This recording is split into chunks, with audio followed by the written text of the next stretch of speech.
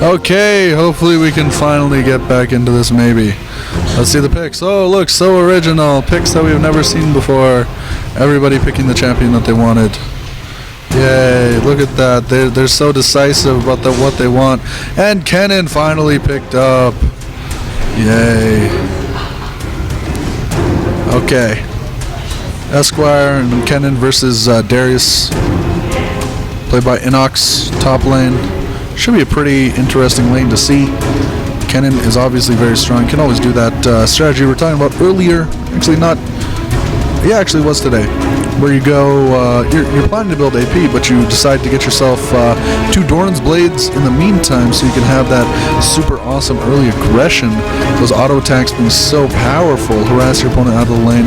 Esquire picking up the teleport. I think that's pretty standard thing for him to do. He's been getting it on pretty much every champion except for one, I think, which kind of interesting there. So Inox playing that Darius. I'm excited to see that. As I was saying before, he's a very snowbally kind of guy. You know, it seems like he always plays champions that just they get ahead once and then all of a sudden, boosh, they're smacking you in the face with a pile of hate and torture and all that kind of cool stuff. Yun and Lonnie in the bot lane, playing a very standard lane, Graves and Tarek. That is to attempt to counterpick the picks from Purple Team, which were Sona and Corky. I think that the Graves Tarek lane can definitely work really well against that, but obviously it's a matter of who's the more aggressive set of players, because we've seen Vintage Staring playing a super duper aggressive Sona. Like, it's almost ridiculous the kind of aggression that this guy's been throwing out. Then on top of that, we have Corky, who can throw out some sick aggression as well with the Qs, the phosphorus bombs, and the Gatling guns, all that kind of fun stuff. Nunu, I've said it before and I'll say it again, definitely one of my favorite champions. Love to see that guy, see the guy in the jungle especially. So both teams are pretty darn balanced, you know. They have their strengths, they have their weaknesses. Shifter playing the Ahri versus the Karthus. I think that's going to be going ahead in Shifter's way. Then the top lane, Esquire playing the Kennen, definitely playing that as counterpick towards Inox, who's playing Darius. And bot lane I think is going to be pretty even, pretty much. It's going to be a lane where it's whoever's more aggressive, whoever can make some plays early will win. So this is the 3rd game of the best of 3, as I was trying to say before. So 3rd game of the first best of 3. If the purple team wins this one, then we will go on to another best of 3. If the blue team wins this one, then we will be over and the blue team will have won, because they did come through the winner's bracket not dropping a single game, whereas the purple team dropped 1, put them in on a loser's bracket, and now they have to play from there. So, got about a minute left. Jungle versus jungle. I think Maokai can definitely get counter-jungled by Nunu. I wouldn't say that Nunu would be my first pick versus Maokai, though, because Maokai still can get all up in your grill, and he doesn't really need to be able to, like, touch you to be able to slow you down. He just uses W, which is a point and click snare, and then after that he walks forward a little bit and uses his Q to knock you up, which is quite annoying. Provides a really sick slow as well. I don't know, it's going to be kind of interesting to see who manages to win that setup there. Teleport on Kennen. I think that's kind of interesting. Gives you a lot of dragon control as well. But the main thing there, if you are going to be teleporting down when, let's say, Darius is top, then Darius is probably going to take your turret, and there's really not too much you can do about that. You're going to have a very, very scary time. You have to, like, make sure to force engagements that are going to be winners for your team if you have that teleport and you're planning to use it. So now we're going into the game, hopefully kind of soonish. Hopefully the client doesn't bug for me like it did the other time where it just didn't load. As I say that, it takes a little bit to open up. Kind of scary. Mafia Graves, Foxfire Ahri, and that's it for skins, actually. Foxfire Ahri is an awesome skin. I really like the look of it. And then we have no skins. Team No Skin versus Team 2 Skin. Huh. Interesting indeed. They're starting to go with no skins, especially on like a champion like Corki. You think maybe Earth Rider Corki or Red Baron Corki or Red Bandit, whatever the name is. But whatever, man. Don't want to use the skin, don't use the skin, right? You don't have to. It's your choice. It's your money, and you want it now, kind of thing. Looks like we do have a lot of invade potential. Is there no game sound? Can't really hear anything. Okay, maybe there is. There's just like no hello. Maybe it's my headset. Okay, interesting. Okay, there we go. Some game sound coming in now. We have a couple different options for invading. Really, I think the blue team they might play a little bit safer, but if they want to, Lonnie with that Tarek can definitely throw off a stun, and if they decide to, they can go for the Darius. Actually, did Lonnie get stunned? I don't think that's. Is that stun? Yeah, that's stun. Dazzle is definitely stunned. And on top of that, you have not Lonnie. You have Inox able to throw off that pull, which can definitely. Oh, that gonna hurt you. You get stunned and then flash pulled, and you're stuck in the middle of 5 different people. You're getting smashed in the face. It is not a good, happy time for you. It looks like the red team is just going to defend here at the red, expecting that the blue team. The blue team is defending at the red, expecting that the red team will come down here to try and steal it because they do have Nunu, who is a very strong stealer. One thing that is possible, though, is the red team could have went towards the blue buff and stolen that from the blue team. They decided not to, though, so it looks like Maokai is just going to be forced to start here at the red. Either that or the blue team's going to invade. Oh, that's exactly what it looks like they're going to do. Darius heading top, and there is a ward there, preemptive ward, really nice placement by this team. Lonnie coming around here. They know what's going on, so I mean it's going to be kind of hard for them. There are how many people waiting here? There's 4 people waiting.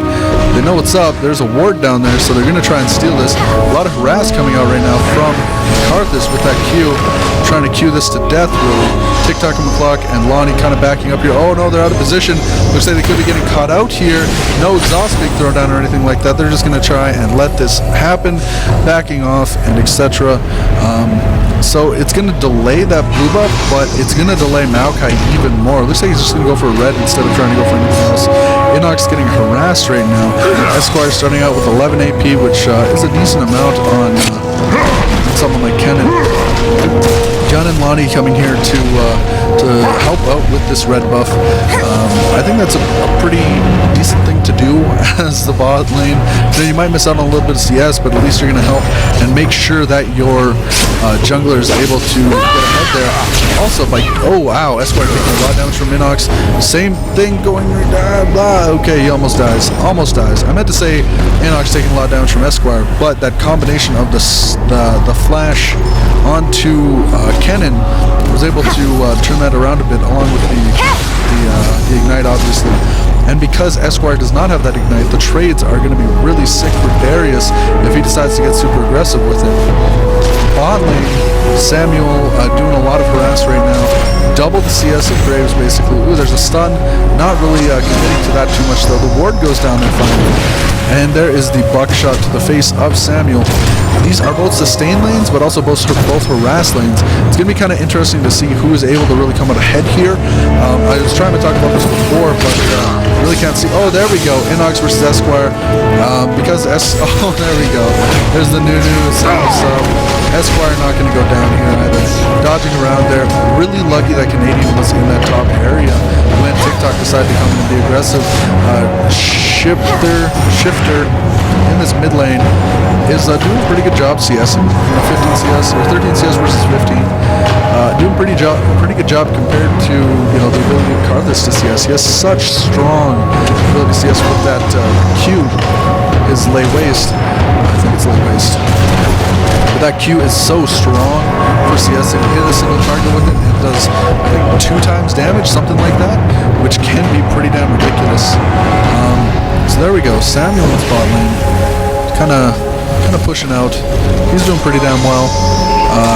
Potions wise, they're pretty much even, I think.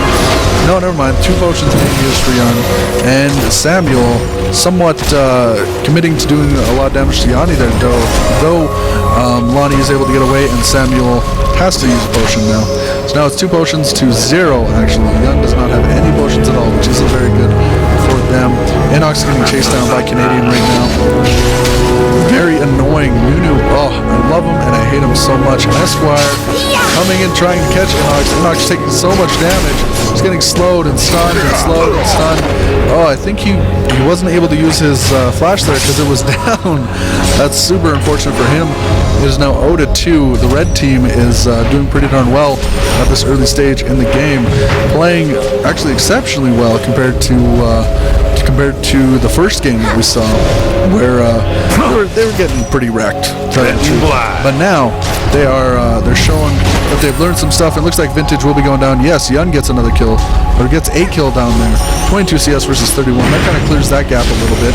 So that's going to help out Yun a lot, which is pretty important.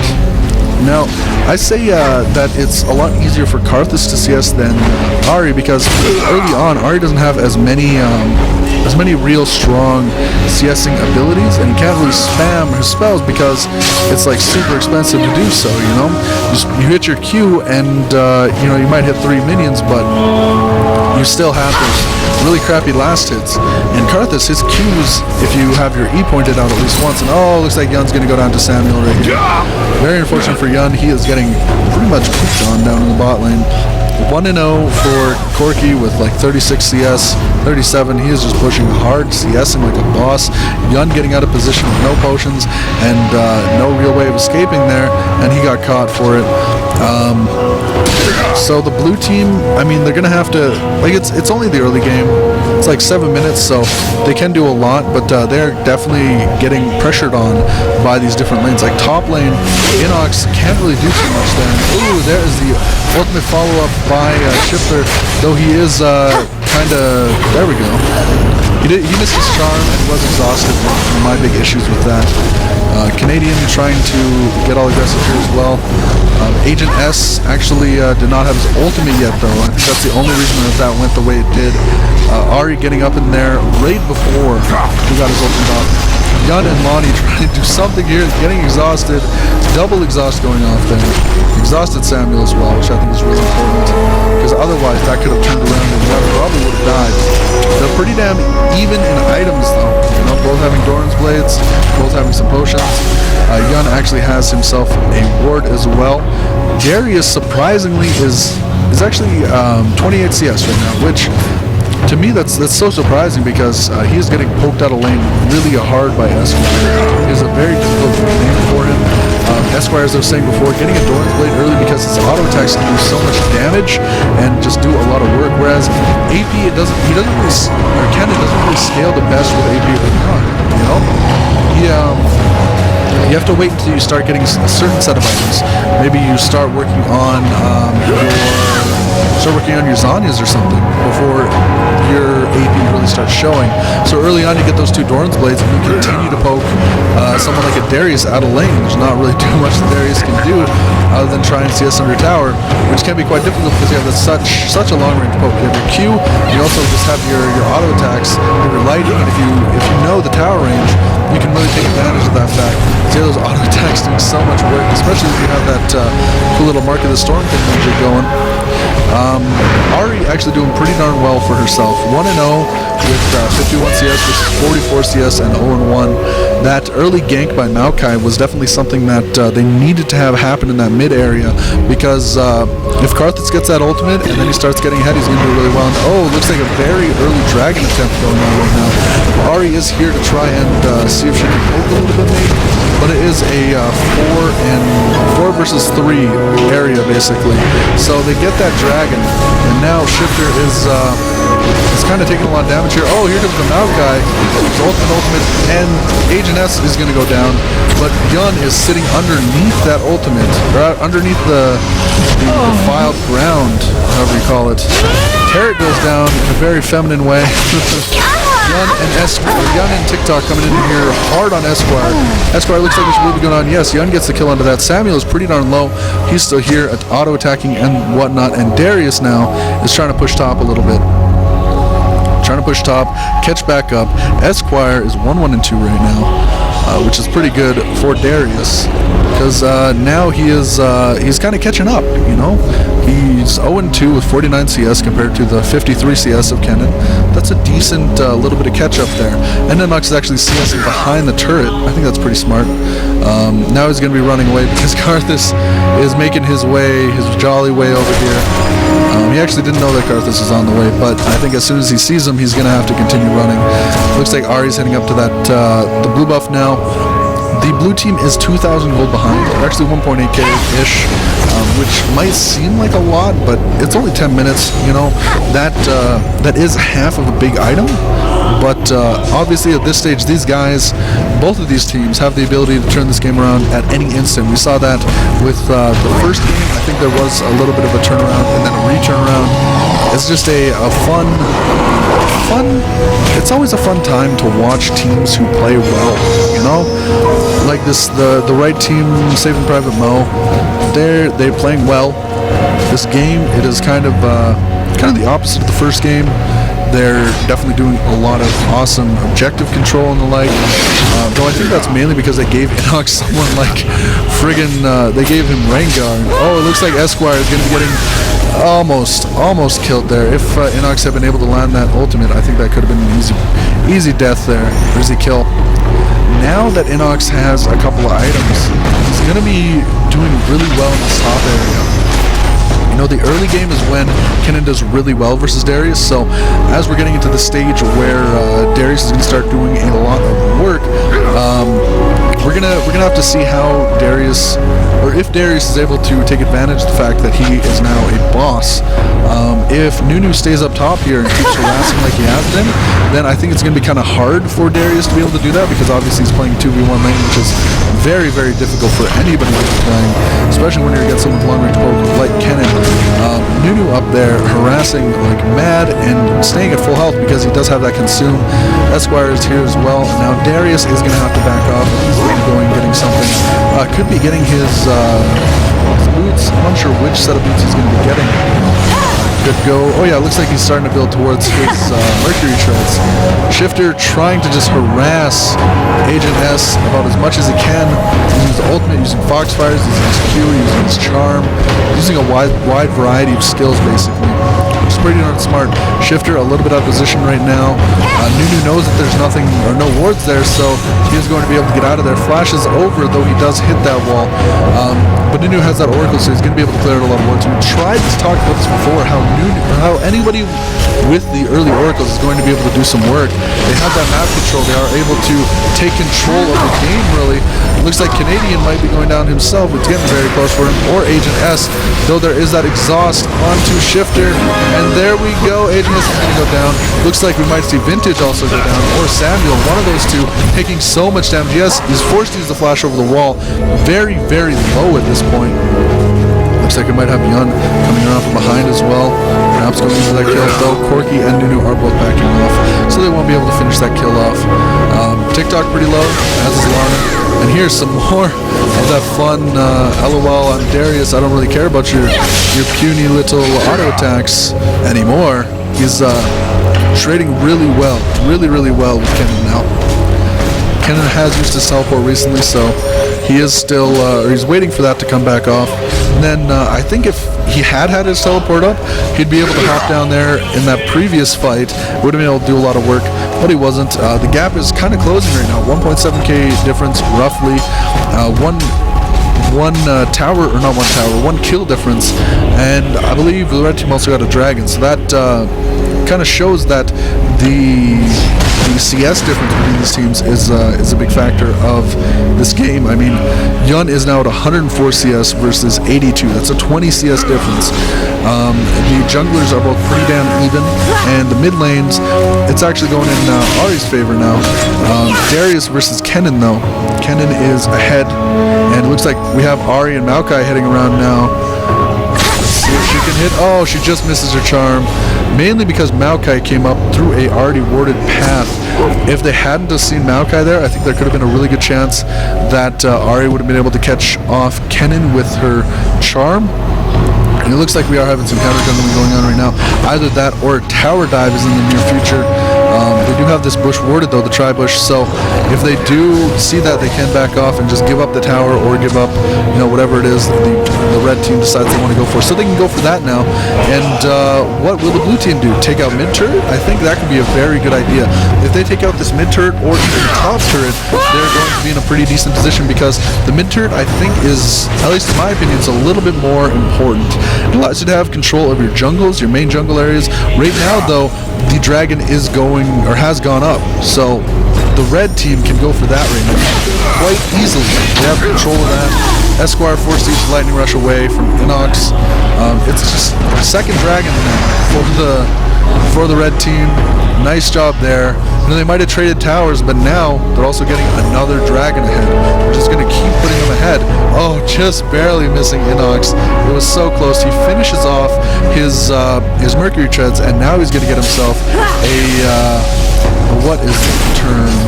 A null magic mantle? Yes, that is indeed what he's building. So he can build up, I think he can build up a couple different ways here. I mean, it looks like he can maybe build that up to an Aegis. I can't see him building that Aegis, but he does have a couple of the items for that. He can also build that up into a Wit's End, which would be a pretty decent idea.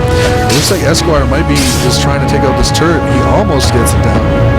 I think whoever gets the turret down first in this top lane is definitely going to show themselves to be the more, what's the word I'm looking for?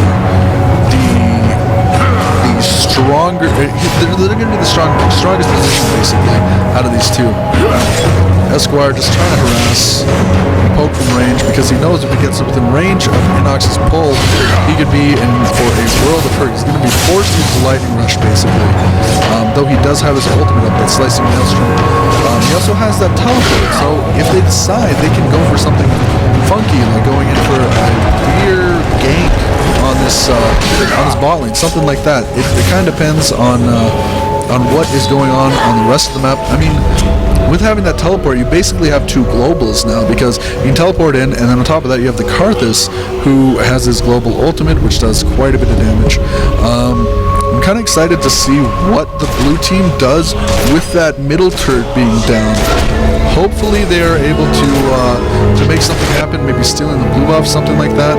Ari coming around here just to ward, not to go in for anything silly like trying to steal the blue buff, because, you know, the rest of the team was pretty much there. Inox is waiting here for Esquire now. Esquire is coming forward. I think Inox might have missed his option though. Oh, unless he waits for Esquire to go too far forward. It looks like that's what he did. Okay, forcing him to eat a tower shot, 2 tower shots. He has to go around. And actually, we do have Ari and Maokai coming up here now. Ooh, they might just wait for... No, never mind. There was a ward there, so they knew what was going on the entire time, basically. Maokai does come up, though, and almost gets on top of Kennen. Gets so close. If he had W'd to him and went back to the base, that would have been pretty funny. I think I've seen that once before. It might have been a glitch, but I definitely have seen that once. It was just a video thingamajig. Looks like Corki is building up to that Triforce. Pretty standard item on Corki, whereas at the same time Graves is building up to what I believe to be the Bloodthirster. Build that Bloodthirster up, and you are able to knock some nerd necks together, or knock some nerd heads together. Knock some nerd necks together. That'd be kind of awkward. Just touching necks. Take that, nerds. I think everybody's a nerd though, so it's not like a slight. I don't think nerds are bad people or anything silly like that. Had someone accuse me of that, and I had to say, hey, you're wrong, nerd. Yes, I was mean like that. Esquire just getting out of there.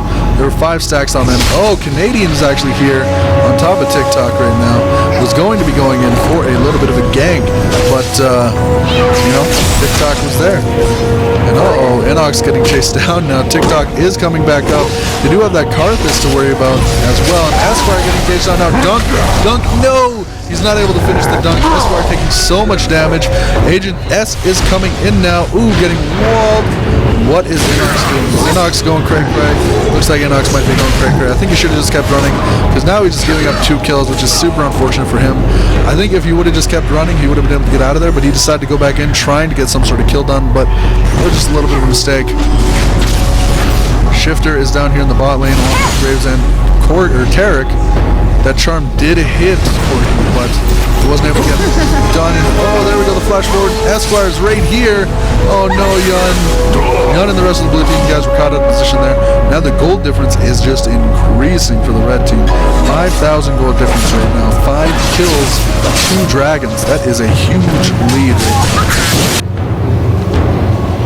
At 20 minutes, that's having, a Trinity Force along with a bunch of wards. That's having something like no Esquire.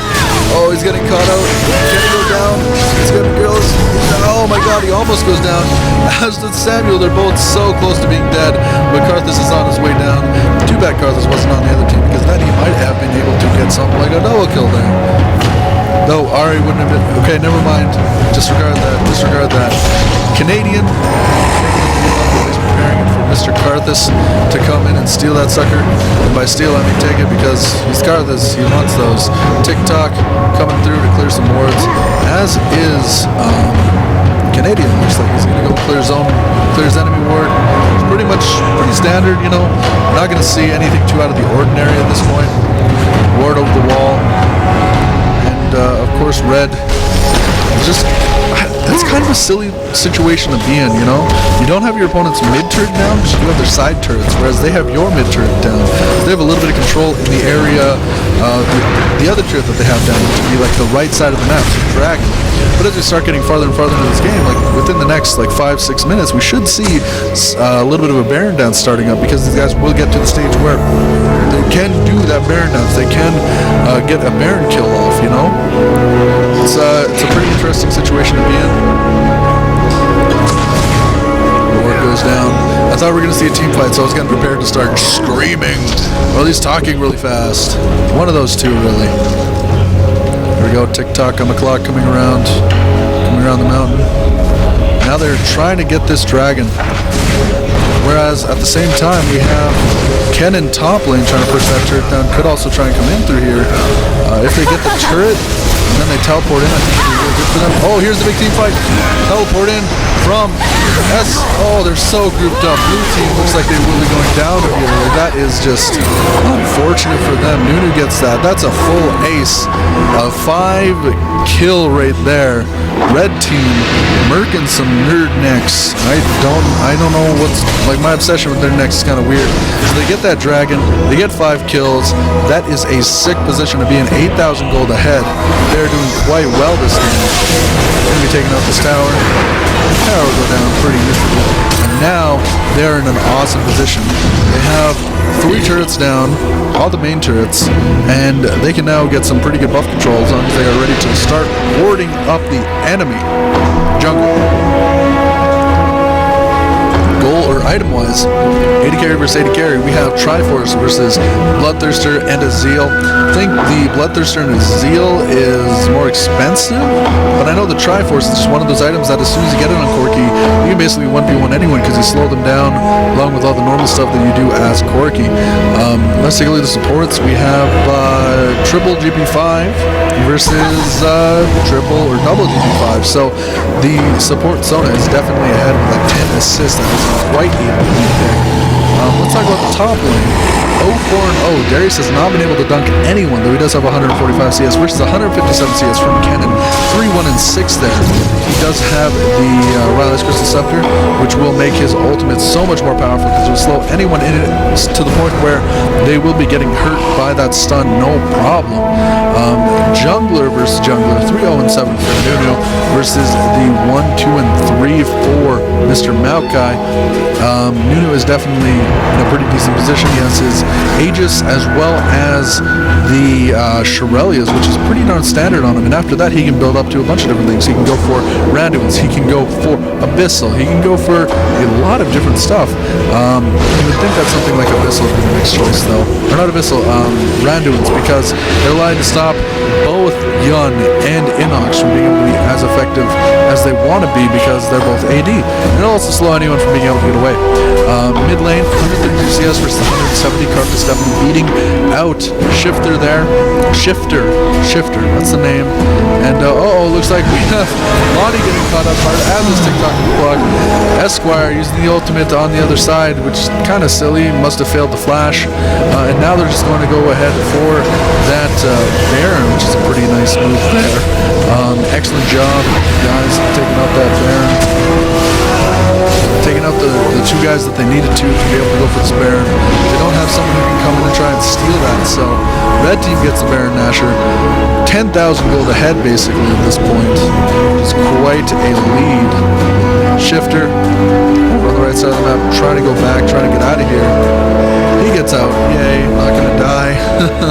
Looks like he's going to DFG into Abyssal, which is pretty much an insta-murk kind of setup. And then after that you get the Rabadons and DFG and combo somebody and they're just gonna die. There's really not too much they can do.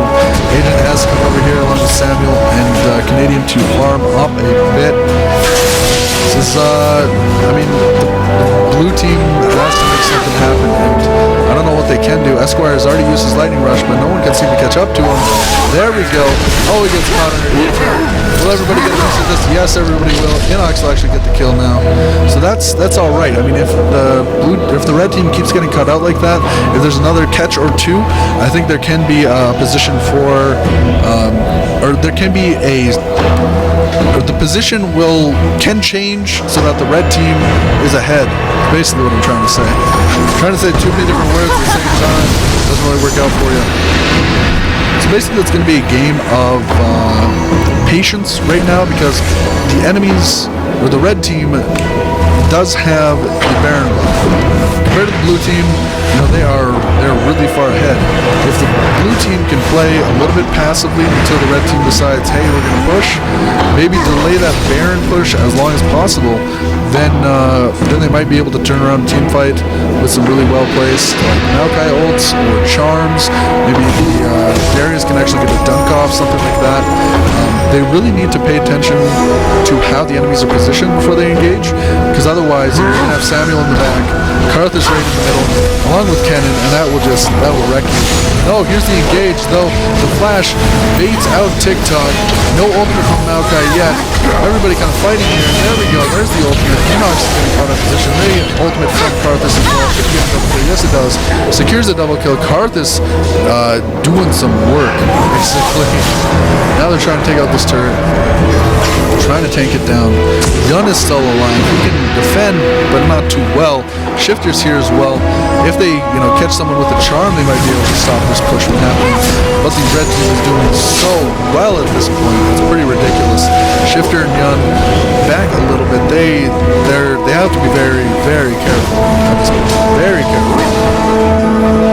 Now the red team is just going to back off. They have gotten quite a strong lead here by getting that inhibitor down. What they need to do is the red team simply back off, take the buffs if they were up, obviously.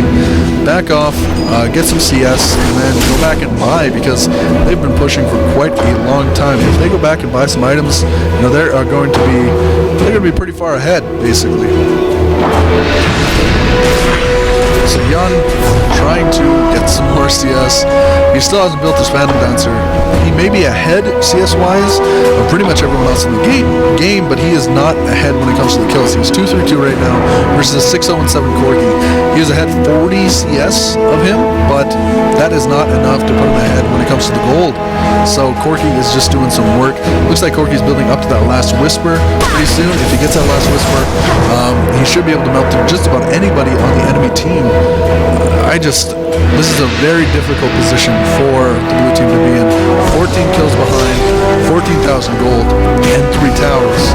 I really don't see how they can come back from this. They got to play very carefully. Definitely play very carefully. So here we go.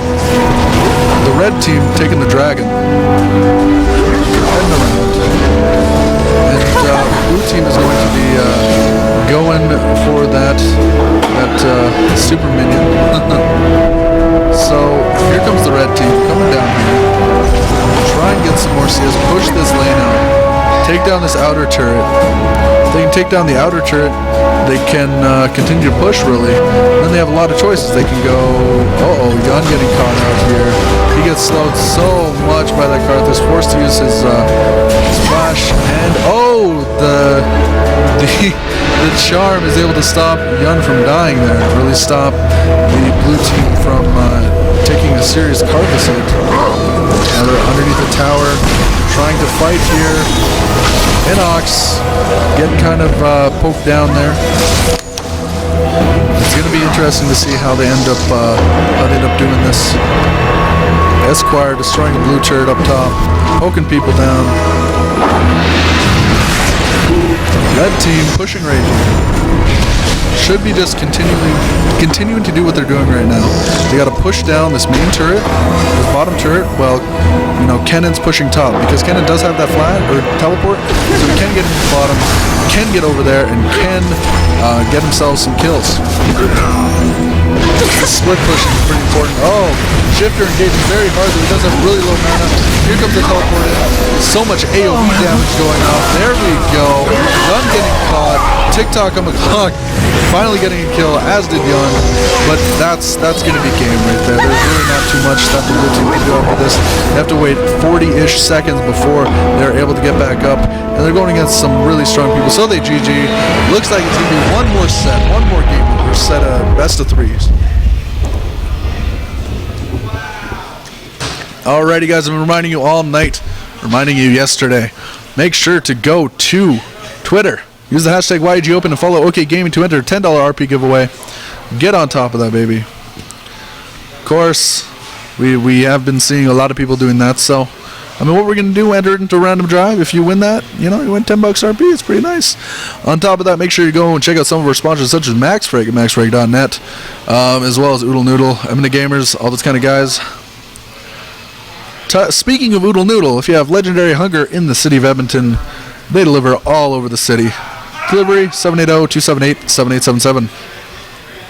Also remember, over here at OverKlocked Gaming, we do have a League of Legends night every Thursday night from 6 p.m. to 10 p.m. $10 for members, $15 for non-members.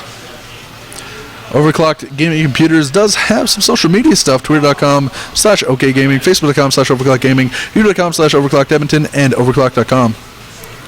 Also, make sure to check out Edmonton Gamers at all of their awesome stuff. You can follow EdmontonGamers.com, Twitter.com/EdmontonGamers, YouTube.com/EdmontonGamers, and Facebook.com/EdmontonGamers.